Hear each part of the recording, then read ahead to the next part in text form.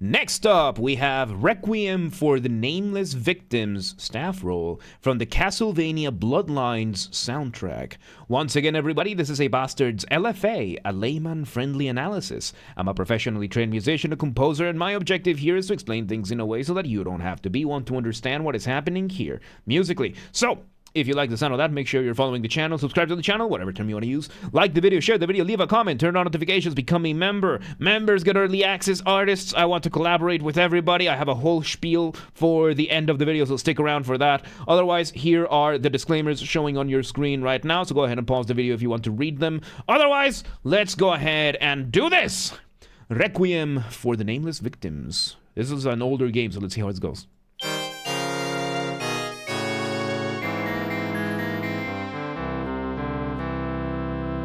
So we have a quick introduction with what sounds to be a quick jingle. So, a jingle is usually a short piece of music, usually something that is going to be catchy in some way or another, usually very short. This could be our introduction, and also it could be our initial motif being presented over here. So, a motif is the smallest version of your musical idea, the seed, the essence from which everything else comes from. So, there's, yeah, I'm saying so too many times. What about bribing to get a mod? No. No, mods have code of conduct, so. Yeah, so we have that going on. We had, of course, this, like, very chimey instrument at the top, and then on the bottom we had, like, more of an organ sound. So, let's see where this goes.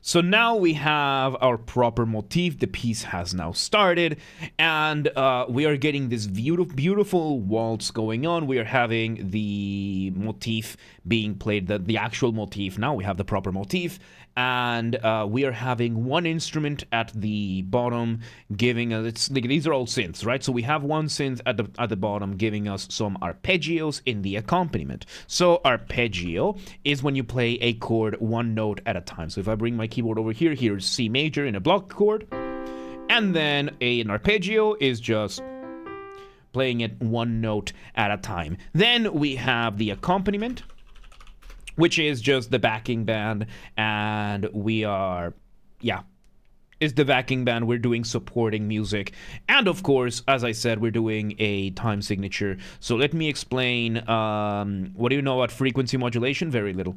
Very little. That's a little bit outside of, that's usually more of a technical thing when you're changing the tuning of the instruments.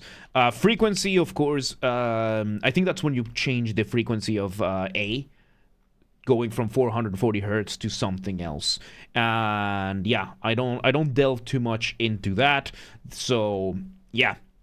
But yeah, most importantly, we are doing a waltz, like, it's not a waltz, like, it's 6/8, right? So 6/8 is a time signature. This comes under the umbrella of rhythm. Rhythm is, say again, Genesis sounds mostly about FM synths. We will see then. So rhythm is your use of time in music. In music, you have three components: melody, harmony, and rhythm. Rhythm is your use of time. How fast or slow things happen, when they happen, your beat, all that kind of stuff, which is then subdivided into bars or measures. These are the same concept, just bars is more from the jazz side, measures is more from the classical side, but they mean the exact same thing. And then these are determined by a time signature. Your time signature is going to be made out of two numbers, your upper number and your lower number. The upper number is going to tell you how many notes or how many beats you get. The lower number is going to be the type that you get. In English, it's pretty easy to remember, right? So whole notes are represented by number 1, half notes by number 2, quarter notes by number 4, eighth notes by number 8, 16th notes by number 16, so on and so forth. Something to note, one whole note contains two half notes, one half note contains two quarter notes, one quarter note contains two eighth notes, so on and so forth. So, in this, and Mint and Light, thank you for hanging out, have a good one. So yes, we're having this going on. 4/4 means that your bar or your measure is going to be counted in 4 quarter notes. So you're going to have your 4 quarter notes going on over here, and you're just going to count them 1 through 4 for every quarter note that you have. 1, 2, 3, 4. 1, 2, 2, 3, 4. Very nice, very simple. Something to keep in mind is that there is a barrier. There's a line here. So for counting whole notes, half notes, and quarter notes, you count them individually. And then for eighth notes and smaller, you usually count them in subdivisions. You group them up and you count those that way. So, if we were to do the 6/8 that we're getting right now, so 6/8, that means we're getting 6 eighth notes in a bar. And these usually we are going to subdivide into 2 groups of 3.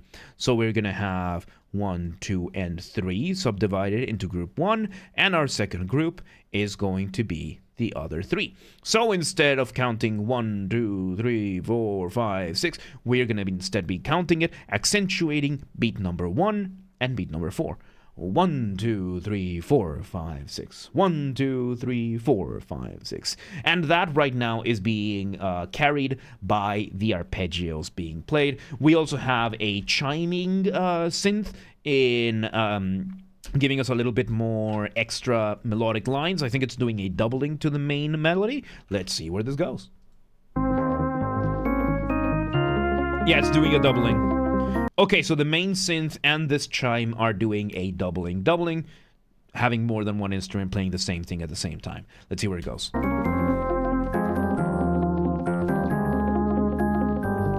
One more instrument bringing that doubling. We are bringing another. Oh, and we're starting to bring out some call and response. We bring another synth, giving us a few more adorning arpeggios.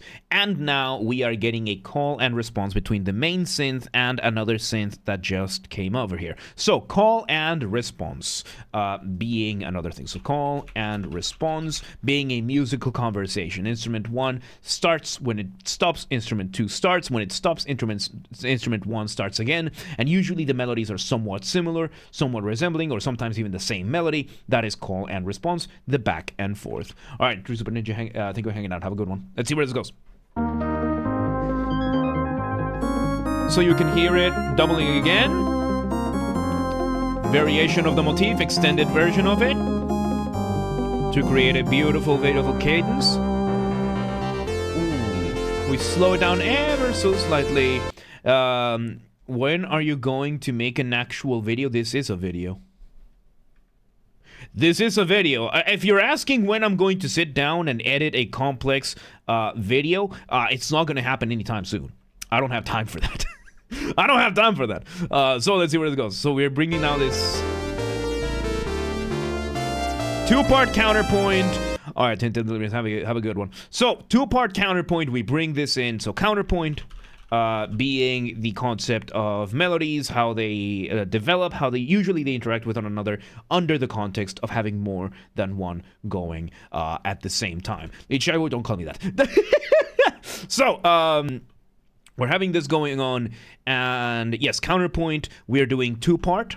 If you want to listen to some really good 2-part counterpoint, listen to J.S. Bach, his Inventions. Inventions are insanely good. They are piano pieces, 2-part piano pieces. Something that's not an LFA or Jam and Shred. We do have the BS Talks, it's been a while, and we do have the gaming as well, so there is that. So, Inventions is a 2- or 3-part counterpoint where you have 2 melodies, and it's entirely melodies, right? Like, there's no chords, it's all melodies that are going. Then he has his 3, 4, 5, and sometimes 6-part fugues, which are also insane, doing that kind of stuff. And right now, to a lesser extent, we are doing this very, very lovely, yes, it's from the live queue. We're doing this very lovely counterpoint, very nice and dance-like. It does not sound like a Requiem, but it's a nice name. A Requiem is usually a mass for the dead. Little, welcome to the mosh pit. Thank you for the follow. Welcome today. How you doing? So yes, a Requiem usually is a mass for the dead. The most famous one in all of history is Mozart's Requiem. It's a beautiful, beautiful thing, but usually they are very long. Like Mozart's Requiem is what, like 2 hours long? It's a mass for the dead, and not yet. No, requests are not enabled just yet. Check the pinned comment, the pinned message. It has that pinned comment for the video. So now that's a different thing. So yeah, let's see where it goes.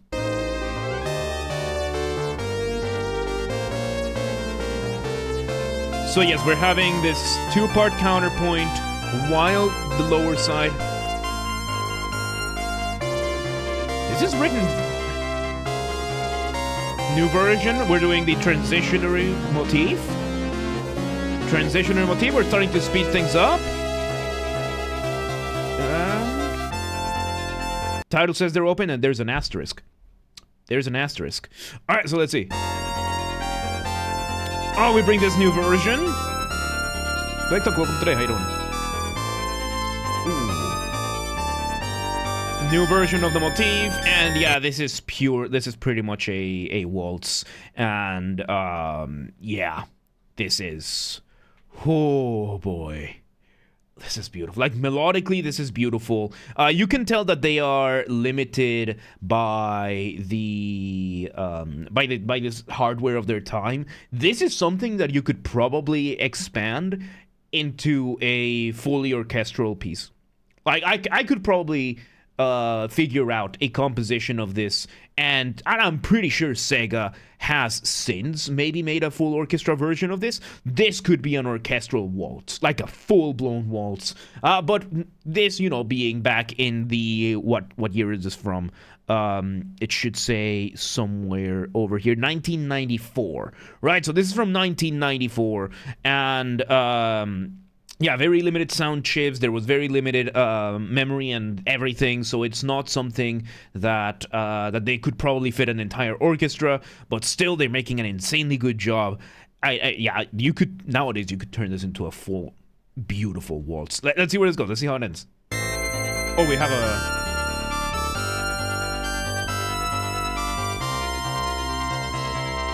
So we're just going through the chords, going through the motif. Let's see. Oh. And we're just doing different versions of the different motifs. No, different versions of the motif. Many times we're just holding notes a little bit longer. Sometimes we're just changing the direction a little bit. But overall, we're still just using the same motifs with arpeggiation being given to us in some of the other channels. Surprisingly straightforward, even though the melodies are just very, very beautiful. The complexity in this piece lies on its more classically oriented harmony. So harmony being, of course, one of the three components of music, and this one is what chords you're using, what scales you're using, what chords come out of your scales, what scales come out of your chords, the relationship between them, the relationship between your sets of chords, your sets of scales, all that kind of stuff. Very, very, very complex. And right now, what is happening a lot is modulation. Modulation is when you change from one set of chords to another set of chords, and we're doing it a lot through what is called common chord modulation. Common chord modulation means that you take two scales that are not exactly the same and you try to find as many chords that they would have in common. So let me bring you an example, right? We have the scale of C major, and Log, thanks for the follow. Welcome to the Mosh Pit. Welcome to today. So let's say we have the scale of C major, right? So C, D, E, F, G, A, and B, and then C again, and we want to go to the scale of C of G major, so that is G, A, B, C, D, E, and F sharp, and then G. So chords are usually done in what we call triads. So usually those are going to be your bass chords, your basic chords, and those are done by basically just skipping notes, right? So C, we skip D, E, we skip F, and then G. You just skip notes, right? So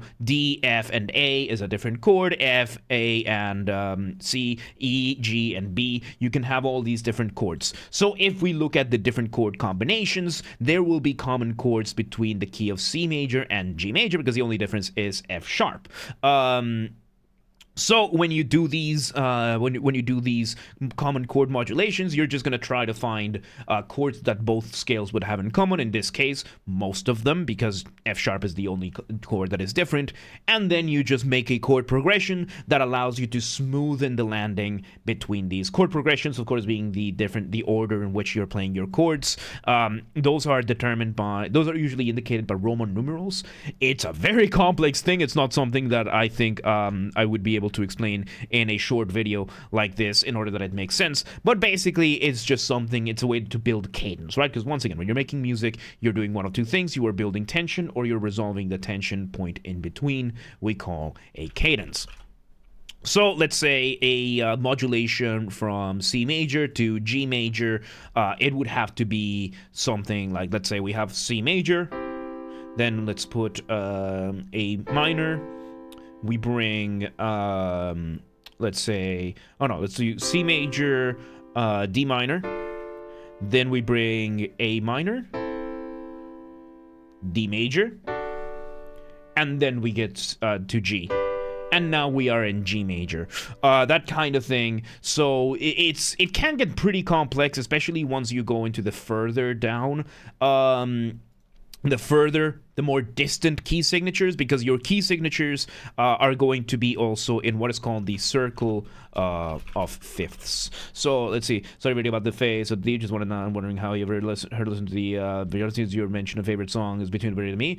No, I have not. I haven't listened to most things because I'm weird when it comes to music. So if we look at the circle of fifths, if we look at the chart of the circle of fifths, here you are going to see a very, very, very complex chart. This is what your key signatures are based upon. You have your major scales out here, and each one of these is going to be 1/5 apart from one another, which means how many more sharps or flats you get. By the way, the concept of a sharp or a concept of a flat is how many additional half steps you get. It again, scales, chords, very complex. As you can see, like it gets complicated, but my point is, if your scale is farther away, if your key signature is farther away from one another, the more difficult it's going to be to modulate. I said C major to G major. You can see that they're right next to each other, so modulating from C to G or G to C is pretty easy. However, if we want to go from C to D, that becomes a little bit more difficult. C to A becomes more difficult. C to E becomes more and more difficult until you have the complete opposite, which is F sharp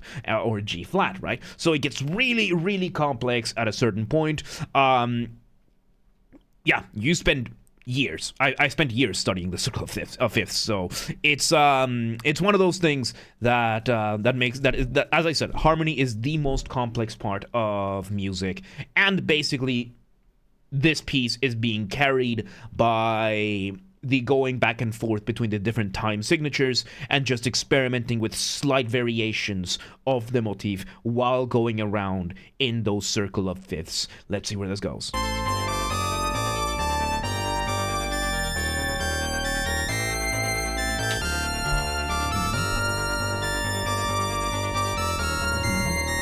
Beautiful. Modulate again. And you can tell that the melody is a little bit more climatic because it's higher up. We're bringing it up to a final cadence. And we bring the jingle from the start. And we do a very, very stereotypical finale for this kind of thing, the ta-ta kind of ending. And there you go. We ended up using the jingle again. What an interesting piece this was. Considering the age of this and the limitations of the system, really cool stuff. There you go. That was Requiem for the Nameless victims, the staff roll from the Castlevania Bloodlines soundtrack.